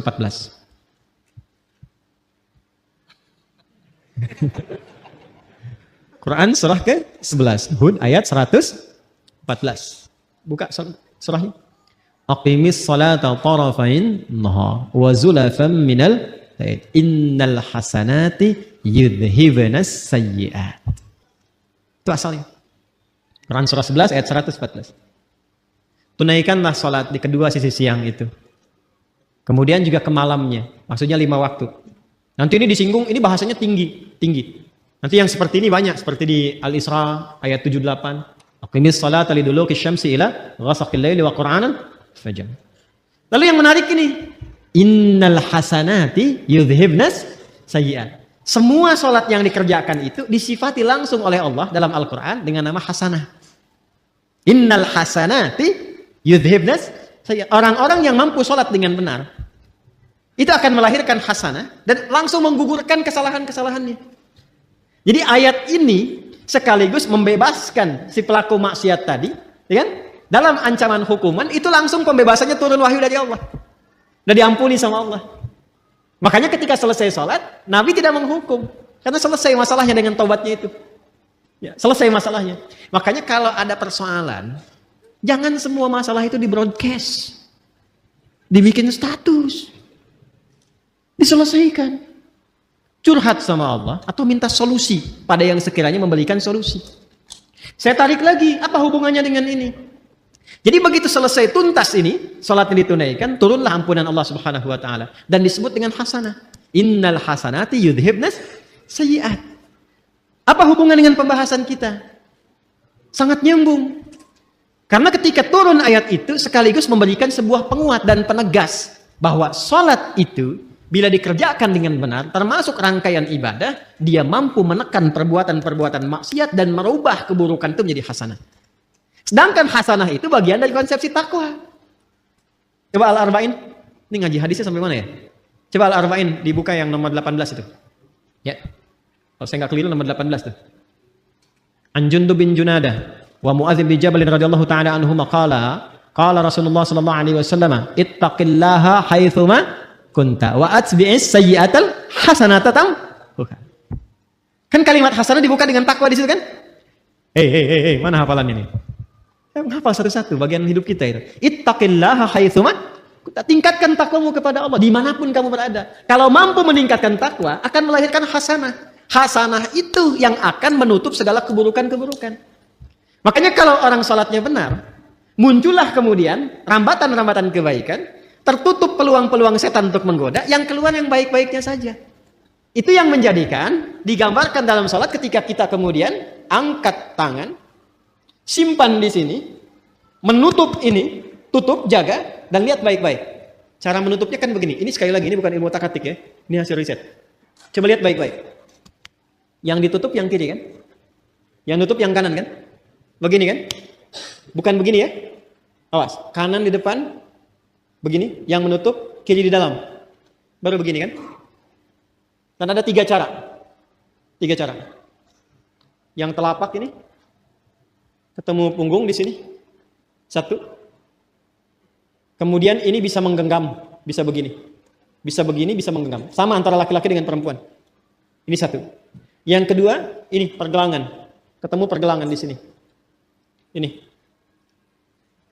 Di sini, begini. Yang pertama begini. Ini telapak ketemu punggung, gini, bisa digenggam. Yang kedua, ini pergelangan ketemu pergelangan di sini. Dan itu langsung ya, nggak usah diukur dulu. Allah. So ya. Yang ketiga lewat dikit di sini, tapi nggak sampai sini. Lewat dikit di sini. Jadi di sini, lewat dikit ke sini, tapi nggak sampai ke sini. Ya, awas nggak sampai dan ini nggak disukai. Bahkan ada beberapa yang menyebutkan riwayat yang sampai tidak disukai seperti orang sombong. Ya, orang sombong. Kadang-kadang kalau ngawasin proyek bangunan kan begini gitu. Jadi bukan di sini, hati-hati ya. Hati-hati yang subuh-subuh ke puncak tuh kadang-kadang begini di sini. Nah ini, lihat, ini kanan, ini kiri, ini mahal sekali. Saya gambarkan begini. Kalau Anda berbuat sesuatu yang baik, itu sering diilustrasikan dengan kanan atau kiri? Kalau Anda berbuat sesuatu yang buruk, jangan Anda lah, ada yang berbuat yang buruk, diilustrasikan dengan apa? Kanan atau kiri? Aliran kiri, umumnya dianggap baik atau buruk? Pemikiran kiri, nyeleneh kan? Umumnya buruk kan? Maka ketika seseorang pernah berbuat kesalahan dalam hidupnya, dan tidak ada manusia yang sempurna, jika Anda pernah berbuat salah, jangan diekspos. Segera tutup dengan yang kanan, tutup dengan kebaikan. Maka yang baik itu akan menutup yang buruk dan tidak pernah muncul lagi ke permukaan. Itu yang dimaksud innal hasanati yudhibnas sayyi'at. Jadi bukan dibikin status, bukan dibuka, bukan diobral.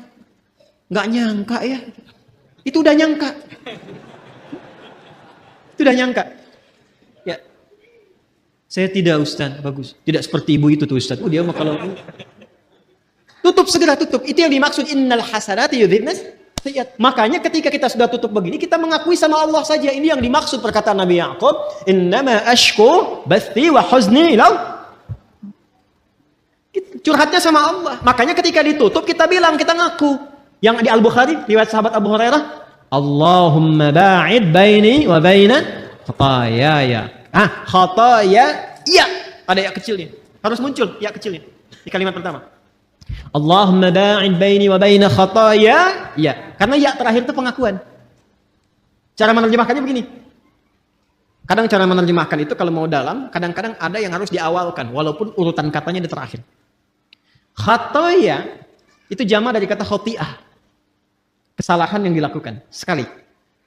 Kalau berkali-kali khataaya, ya-nya panjang. Khataaya. Kalau ada ya pendek di akhirnya, ya gitu. Khataaya, ya. Ya terakhirnya itu mengakui, pengakuan. Salah. Jadi kita berkata begini dalam salat, begitu kita tutup begini, kita katakan, ya Allah, saya mengakui hamba ini banyak dosanya. Dan kita sedang menghadap Allah. Dan suasananya kita merasakan mungkin itu salat terakhir yang kita tunaikan. Kan bahasa Qur'annya begitu. Wa annahum ilaihi raji'un. Rasakan mungkin kamu berpulang dalam salat itu. Kan ingin husnul khatimah kan? Makanya kita katakan, ya Allah, aku ini hamba merasa banyak dosa. Sebelum sholat, mata salah lihat, lisan salah bicara, akal salah berpikir, sampai kaki salah melangkah. Tapi masih berani kita untuk bersujud kepada Allah. Makanya kita minta ampunan. Datang kita mengatakan, hamba mengakui banyak salah ya Allah. Tapi engkau itu maha pemaaf, maha pengampun. Maka hamba mohon, makanya pakai Allahumma. Allahumma itu ada ketawaduan di situ dan penuh harap. Ya, itu yang dimaksud Quran surah 7 ayat 205 itu. Wadhkur rabbaka fi nafsika tadarruan wa khifatan wa dunal jahri minal qaul. Kita mengharap ya Allah. Hamba mengakui banyak salah, banyak dosanya, namun engkau yang maha pengampun, pemaaf yang tanpa batas pemaafanmu. Mohon jauhkan antara hamba dan kesalahan-kesalahan hamba di akhirat nanti, sejauh timur dan barat yang tidak pernah tampak. Hamba nggak pengen lihat lagi. Karena di akhirat sekecil apapun ditampakkan. Wa may ya'mal mithqala dzarratin syarran, kebaikan ditampakkan, keburukan pun tampak. Nah kita tuh gak ingin lihat lagi itu. Sekarang ditutupi pun, segelintir orang gak lihat. Tapi di akhirat diviralkan ke semua penghuni langit dan bumi. Makanya kalau gak diperbaiki sekarang, mesti hati-hati. Cepat taubat dari sekarang. Untuk kita semua. Sebab kalau sudah alamnya berpindah, viralnya itu semua tahu. Oh, Adi Hidayat tuh begitu rupanya. Kelihatannya begini-begini, ternyata begitu. Begini-begitu, begini-begitu. Kelihatan beda. Lain. Nah kita nggak pengen itu tampak. Makanya pakai alif, ba'id. Ada pakai tasydid, ba'id. Ba'id sa'ni. Jam itu tolong jauhkan dariku. Pakai tasydid. Artinya jauhkan tapi masih kelihatan. Tapi kalau ba'id, jauhkan sejauh-jauhnya. Allahumma naqqini minal khataaya kama yunaqqa thawbul abyadu minad danas. Ya Allah, kalau dosa itu seperti kotoran, yang melekat, noda yang melekat di pakaian, maka sekalipun ya Allah, mesti dibaikin bahasa kita ya, atau dicuci bersihkan aja. Allahumma ghsilhu bil ma'i wal thalji wal barad. Ya Allah, kalau perlu gunakan air yang dingin untuk membersihkan. Ini bahasa majaz tinggi sekali. Ini bahasa taubat yang dalam. Makanya kalau kita merasakan itu, paham bacaannya, itu bisa kita menghadirkan kehusyuan itu luar biasa. Luar biasa. Ada lagi doa yang lain. Allahu Akbar kabira. Alhamdulillah katsira. Subhanallahi bukratan wa asila. Satu doa. Tambah lagi misalnya, wajjahtu wajhiya lilladzi fataras samawati wal arda hanifan muslima wa ma ana minal inna salati wa nusuki wa mahyaya wa mamati lillahi rabbil la syarika lahu bidzalika umirtu wa ana awwalul muslimin wa ana minal muslimin. Itu malaikat turun datang menjaga. Makanya Ali bin Abi Thalib sangat konsisten membaca doa itu dalam iftitahnya. Itu tinggi nilainya. Ya Allah, saya pasrah dalam sholat ini kepada pencipta penguasa langit dan bumi. Ya Allah, saya sholat selama ini. Saya ibadah selama ini. Saya hidup pun ya Allah. Atau engkau wafatkan aku saat sholat ini. Aku pasrah. Lillahi Rabbil Alamin. La syarikalah, aku berikrar gak akan pernah musyrik kepadamu ya Allah. Dan mohon saksikan, wa ana minal muslimin, wa ana awalul muslimin, sejak saat ini saya sholat, saya akan lebih tunduk patuh pada semua ketentuanmu. Makanya kalau baca doa iftitah yang wajah tuh habis sholat berbuat maksiat, wah itu saya nggak bisa lukiskan. Ada hal yang tidak tepat yang dilakukan. Nah ini yang dimaksudkan itu. Ini yang tadi saya katakan, untuk menjaga takwa supaya muncul, supaya kuat, maka ibadah itu perbanyak. Di antaranya sholat, makanya sholatnya tingkatkan. Yang 5 itu standar, yang pokok itu. Tambah, semua menu sholat keluarkan. Dan rasakan perbedaannya. Rasakan perbedaannya. Rasakan bedanya, bedakan rasanya, dan pasti akan terasa bedanya. Menunya keluarkan menunya. Apa saja sholat sunnahnya. Ya, dari mulai pagi, siang, sore, sampai ke malam. Lalu saya sih menyarankan pada diri saya dan mengajak pada teman-teman, sepanjang hidup, berusahalah semua menu sholat pernah ditunaikan. Ya, berusahalah. Rinci dulu. Minimal walaupun cuma sekali misalnya yang sunnah. Ketika dihisab di hari kiamat, alhamdulillah rapat kita bagus. Semua jenis sholat pernah kita kerjakan. Ya, sholat jenazah pernah? Halo, kenapa begini? Jenazah pernah? Itu langka itu, ya. Makanya kalau ada sempatkan, kalau memungkinkan. Makanya pahalanya tinggi, 1 qirat sebesar gunung. Dan sholat-sholat yang lainnya maksimalkan. Nah, apalagi yang lainnya, semua jenis ibadah. Baca Quran ibadah tidak? Ibadah. Makanya Quran itu tembusnya langsung ke jiwa. Wa syifaa'un lima fis sudur. Mana Qurannya? Syifaa'un lima fis sudur. Sedangkan setan tugasnya memberikan waswas. Alladzi waswisu fi sudur linnas. Lawan dari itu apa? Quran. Makanya kalau orang rajin baca Quran, bacanya benar, setan menjauh. Menjauh setan. Apalagi misalnya infak. Infak itu untuk melapangkan jiwa. Berbagi itu bisa melapangkan hati. Sama dengan memaafkan orang lain. Memaafkan, menahan amarah. Sama dengan infak itu kalau nggak lapang hatinya nggak mungkin bisa berbagi. Makanya infak itu disandingkan dengan menahan amarah dan memaafkan orang. Itu satu sandingan di Ali Imran ayat 134. Alladzina yunfiquna fis sarra'i wad dharra wal kadhiminal ghaidha wal 'afina 'anil nas wallahu yuhibbul muhsinin. Dan itu ciri orang takwa. Karena ayat 133-nya berbicara tentang ciri orang takwa. Kan Anda tulis tadi, Quran surah 3, ayat 133 sampai 134. Wasari'u ila maghfiratin mir rabbikum wa jannatin 'arduha as-samawati wal ardu u'iddat lil muttaqin. Siapa orang takwa yang punya surga seluas langit dan bumi ini? Dikasih surga seluas langit dan bumi, lapang sekali. Bagi siapa? Bagi orang yang lapang hatinya. Apa cirinya? Gemar berbagi, bisa memaafkan, menahan amarah. Itu latihan. Latihan. Dan pada akhirnya kita berpikir tentang akhirat. Jadi merenungkan tentang akhirat, tentang kematian, kita akan pulang dan sebagainya. Itu bisa memperkuat jiwa takwa kita. Sehingga itu yang membuat kita gemar ibadah. Kan bekal akhirat itu ibadah.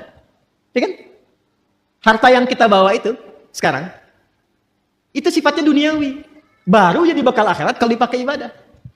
Antum pakai sepeda berapa banyak tuh? Udah dipakai ibadah belum? Udah berapa kali mengantarkan ke masjid dibandingkan dengan dipakai ibadah subuh? Jalan-jalan, sepedaan, bikin grup. Kenapa grup yang nggak dibawa untuk ke masjid? Ikut ta'lim, pakai sepedanya. Pakai motornya. Apa jawab hisab di hadapan Allah di hari kiamat? Aku berikan nikmat kepadamu berupa nikmat A yang tidak aku berikan pada hamba yang lain. Dia nggak punya sepeda, jalan dengan kaki dan sendal jepitnya itu ke masjidku. Kamu aku kasih mobil A, mobil B, motor C, sampai sepeda yang paling mahal. Yang di bumi cuma ada satu. Nggak sanggup mengantarkan kau ke masjid. Belum bisa dipakai ibadah. Buka lemari. Lihat semua jenis pakaian yang ada di lemari itu. Udah dipakai ibadah belum? Kelihatannya sederhana. Tapi itu bisa meringankan hisab. Minimal pakai dulu ibadah. Ya, saya mencoba membiasakan begitu. Jadi kalau ada apapun itu, baju, walaupun cuma kaos, pakai, tutup lagi, pakai sholat dulu. Jadi ketika ditanya ya di hidayat, ada nikmatku di hari, ya Allah Engkau maha mengetahui ya Allah. Mulut kan dikunci, bajunya bicara. Dan dia bersaksi, aku pertama kali dipakai ya Allah, sholat. Menyembahmu, sujud kepadamu. Wah itu indah tuh, tenang hati kita tuh. Tenang. Nah sekarang, malam ini tinggal kita evaluasi diri. Apakah pancaran-pancaran itu sudah keluar dari ekspresi tubuh kita dari ujung kepala sampai ujung kaki? Itu yang dijaga, dimaksimalkan sampai kita berpulang. Bila kita mampu berlatih itu, yang pertama Allah berikan ke dalam jiwa tanda-tanda mendapatkan perubahan itu, tanda-tandanya, pertama diberikan ketenangan dulu. Ketenangan. Makanya kata sodrun, itu dilekatkan dengan insyirah, syarah. Syarah itu lapang, tenang, nyaman. Nabi ketika mendapatkan ketenangan, turun Quran surah Al-Insyirah. Surah 95 itu kan? 94, 95 At-Tin. Ya. Alam nashrah laka sadrak. Itu kan sadrun. Ya, alam nashrah laka. Bukankah sudah kami lapangkan keadaan jiwamu ya Muhammad sallallahu alaihi wasallam? Makanya bedanya Nabi Muhammad dengan Nabi Musa digambarkan di Quran. Lapang Nabi Muhammad lebih lapang. Nabi Musa itu sebelum berdakwah ke Firaun, doa dulu. Rabbi shrahli sadri. Qala rabbi shrahli. Quran surah apa? Taha. Ayat berapa? 25. Kan? Qala rabbi shrahli sadri. Wa yassir li amri. Wahlul 'uqdatam yafqahu. Ya Allah lapangkan hatiku supaya kalau dikasih maki Firaun karena hatinya lapang nggak banyak berefek. Sebab kalau berefek sedikit saja Nabi Musa tersinggung keluar kata-kata jadi karena beliau nabi. Firaun ya Allah keterlaluan nih. Wafatkan aja sekarang, wafat. Hikmah nggak tampak. Ya. Jadi beliau berdoa, Rabbi shrahli sadri. Berdoa dikabulkan. Nabi Muhammad nggak minta turun ayat alam nashrah laka sadri. Nabi Musa berdoa wa yassirli amri, dikabulkan. Nabi Muhammad gak minta turun ayat wa nuyassiruka lil yusra.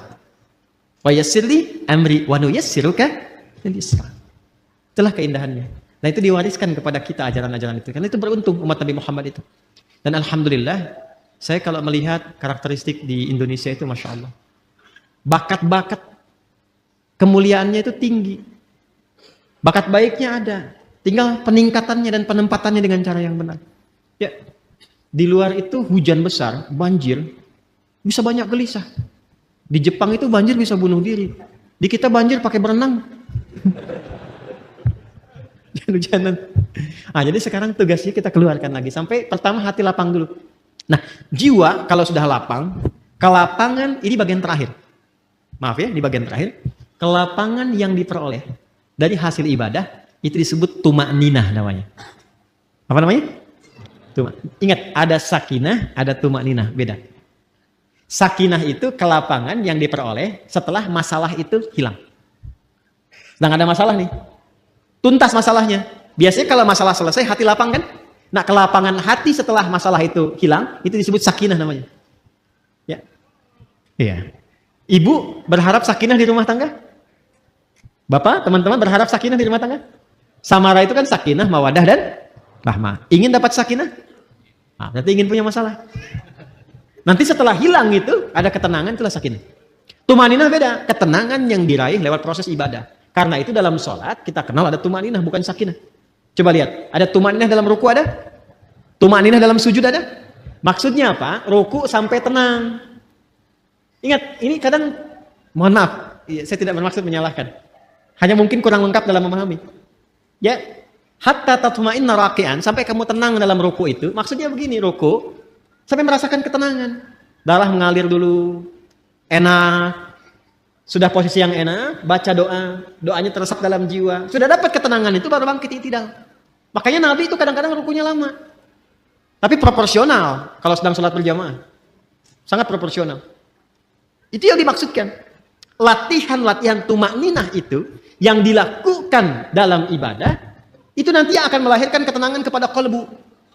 Sifatnya nanti terbawa, qalbunya itu menjadi tenang. Itu yang dimaksud Quran surah 13 ayat 28. Ala bi dzikrillahi tatmainnul. Yakinkan pada dirimu, semakin banyak zikirnya, hati menjadi tenang. Dan semua ibadah itu di Quran disebut zikir. Salat disebut zikir, Quran surah ke-20 ayat 14. Wa aqimis sholata lidzikri. Baca Quran disebut zikir karena Qurannya pun zikir. Quran surah 15 Al-Hijr ayat 9. Inna nahnu nazzalna dzikra wa inna lahu lahafidhun. Menghafal Quran disebut zikir. 4 kali disebutkan. Quran surah 54 ayat 17, 22, 32, 40. Walaqad yassarnal Qur'ana lidzikri fahal min muddakir. Berdoa disebut zikir. Makanya kalau kita sedang berdoa, hati cenderung lebih tenang. Punya masalah, terus kita berdoa. Bukankah setidaknya ada ketenangan dalam jiwa? Karena itu doa disebut zikir. Quran surah 7 ayat 205. Wadhkur rabbaka fi nafsika. Ya, tadarruan wa khifatan wa dunal jahri minal qaul. Ba'da salat kita zikir kan? Subhanallah, alhamdulillah, Allahu akbar. Sampai tenang itu. Ya kan? Itu ada di Quran surah 4 ayat 103. Fa idza qadaitumus salata fadhkurullaha qiyaman wa qu'udan wa 'ala junubikum. Itu zikir. Apa manfaat zikir? Ala bi dzikrillah tatmainnul qulub. Qalbunya menjadi tenang. Ketika qalbu tenang, nafas ikut tenang karena nafas itu ada dalam qalbu. Maka sifat nafasnya akan berubah. Latihannya tumakninah. Ketika sering tumakninah, maka sifat tumakninah akan melekat kepada nafas. Maka berubahlah sifat nafas menjadi mutmainnah. Kalau ini dijaga sampai meninggal, sampai pulang, itu panggilannya tinggi di sisi Allah, dihargai betul kita. Dan dipanggil ketenangan jiwa itu. Maka turunlah Quran surah ke-89 ayat 27 sampai 30 itu. Ya ayyatuhan nafsul mutmainnah. Irji'i ila rabbiki radiyatan mardiyah. Fadkhuli fi ibadi wadkhuli jannati. Jannah di situ mau yang mana? Kata Allah, jadi bagian hambaku masuk surgaku. Nah, surga yang kita harapkan itu, yang dipanggil oleh Allah, ditampakkan. Kan di hari kiamat tuh, bukan sekedar hari kiamat, saat sakaratul maut itu ada yang ditampakkan oleh Allah. Makanya Sayyidah Asyah radhiyallahu ta'ala anha, ya kan? Rahimahullah, istrinya Firaun. Itu kan di akhir sakaratul mautnya. Saat beliau diancam siksa oleh Firaun itu. Apa yang terjadi? Dan diabadikan di Quran kan? Rabbi ibnili. Mana Qurannya? Baitan indaka fil jannah wa najjini min fir'auna wa amalihi. Ya Allah, bangunkan aku satu rumah di surga. Kan? Ya Allah, aku ridha, aku berislam di tengah-tengah banyak ancaman dan hukuman bahkan siksaan sekarang. Aku ridha ya Allah.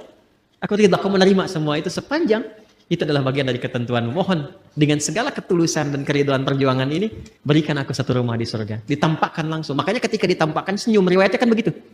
Ya, riwayatnya kan begitu. Coba lihat di kitab Al-Bidayah wa Nihayah itu. Jilid yang kedua. Ada 21 jilid yang kedua. Itu kisahnya Nabi Musa dan turunannya. Itu senyum. Makanya ketika senyum itu diperlihatkan itu. Ketika senyum, komen Firaun. Kita langsung dislike. Apa komennya?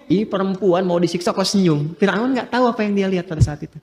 Maka ditampakkanlah kenikmatannya, tenang, senyum. Ketenangan itu yang menjadikan pulangnya tak terasa. Seperti rambut yang ditarik dari adonan yang sangat lembut itu. Halus. Ya kan?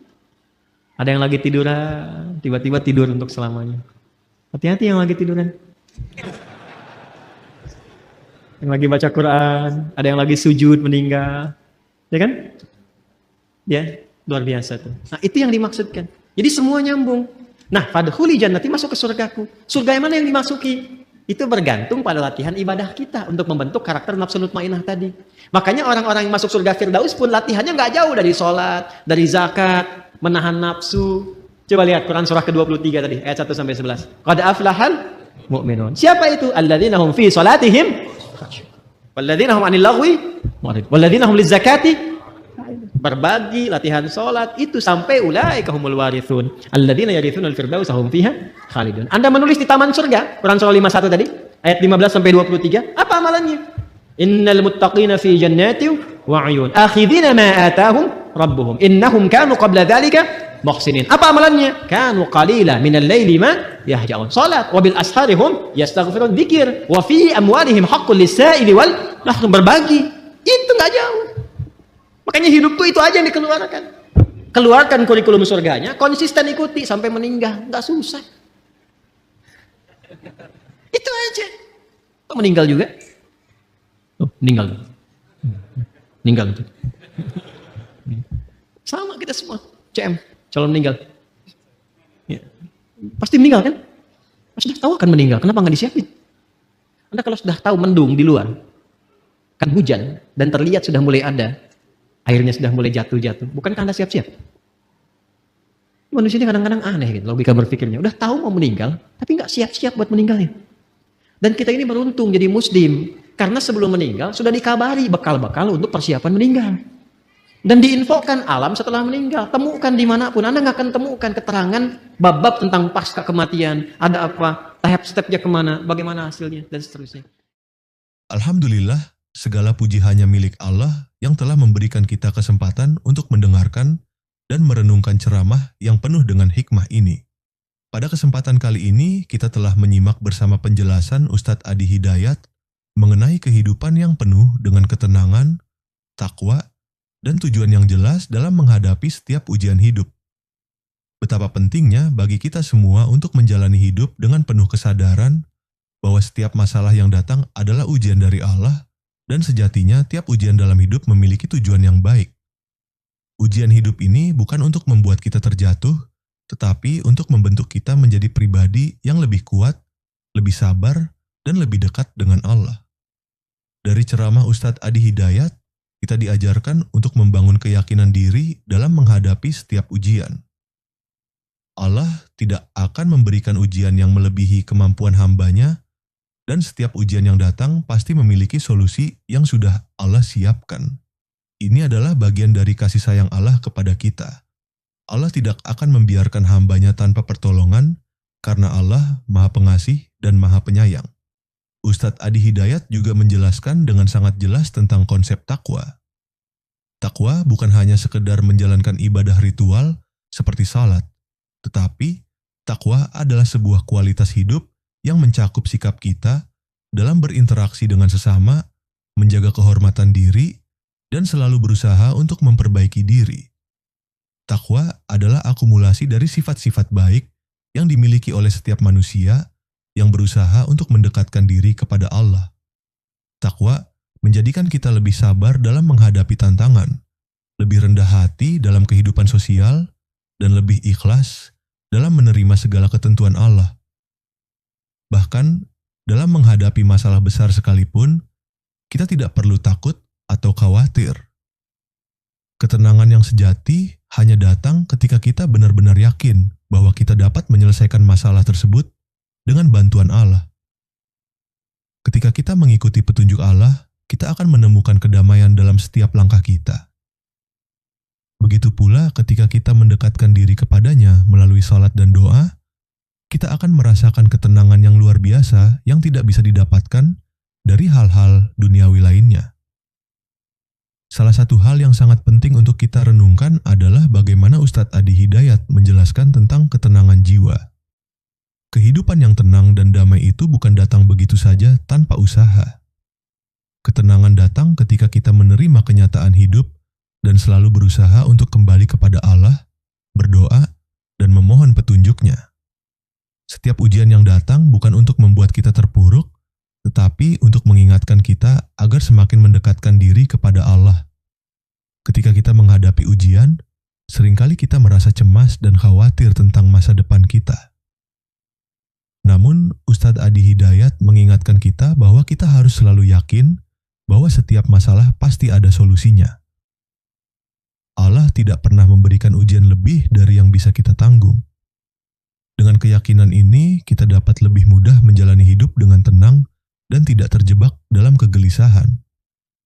Melalui ceramah ini, kita juga belajar bahwa hidup ini bukan hanya tentang mengejar materi dan kesenangan duniawi, tetapi tentang bagaimana kita bisa memperbaiki diri dan menjalankan misi hidup kita di bumi ini sesuai dengan petunjuk Allah. Ustadz Adi Hidayat menjelaskan bahwa kita diutus ke dunia ini untuk memakmurkan bumi dan melaksanakan ibadah dengan penuh keikhlasan. Setiap tugas yang kita emban di dunia ini adalah bagian dari ibadah kita kepada Allah. Bahkan, pekerjaan sehari-hari yang kita lakukan, jika niat kita benar dan sesuai dengan petunjuk Allah, bisa menjadi ladang pahala. Penting untuk diingat bahwa konsep hidup yang tenang ini datang dari pemahaman yang mendalam tentang takwa. Takwa takwa yang sejati adalah takwa yang mendalam dalam jiwa kita, yang tercermin dalam setiap tindakan dan keputusan yang kita buat. Ketika kita memiliki takwa yang kuat, kita akan menjalani hidup ini dengan penuh rasa syukur, sabar, dan optimis. Bahkan ketika dunia terasa penuh dengan masalah, kita tetap harus yakin bahwa Allah selalu ada bersama kita. Dengan keyakinan ini, kita akan lebih mudah menjalani kehidupan dengan senyuman dan penuh harapan. Setiap kesulitan yang datang akan terasa ringan jika kita menghadapi dengan hati yang penuh dengan ketenangan dan keyakinan pada Allah. Jika kamu merasa bahwa ceramah ini memberikan manfaat dan membuka hati kita untuk lebih memahami makna kehidupan yang penuh dengan ketenangan dan takwa, mari kita sebarkan kebaikan ini kepada orang lain. Like, share, dan subscribe channel ini agar lebih banyak orang yang bisa mendapatkan manfaat yang sama. Jangan lupa juga untuk mendoakan Ustadz Adi Hidayat. Semoga beliau selalu diberi kesehatan, kekuatan, dan keberkahan dalam setiap langkah dakwahnya. Tulis doa terbaik Anda untuk Ustadz Adi Hidayat di kolom komentar. Karena setiap doa yang kita panjatkan untuk orang lain akan kembali kepada kita dengan kebaikan dan pahala. Semoga Allah memberikan rahmatnya kepada kita semua dan menjadikan hidup kita penuh dengan ketenangan, kebahagiaan, dan keberkahan. Terima kasih telah menyaksikan video ini hingga akhir. Semoga kita semua bisa terus meningkatkan kualitas ibadah dan takwa kita kepada Allah, serta menjadikan hidup ini sebagai sarana untuk mendekatkan diri kepadanya. Wassalamualaikum warahmatullahi wabarakatuh.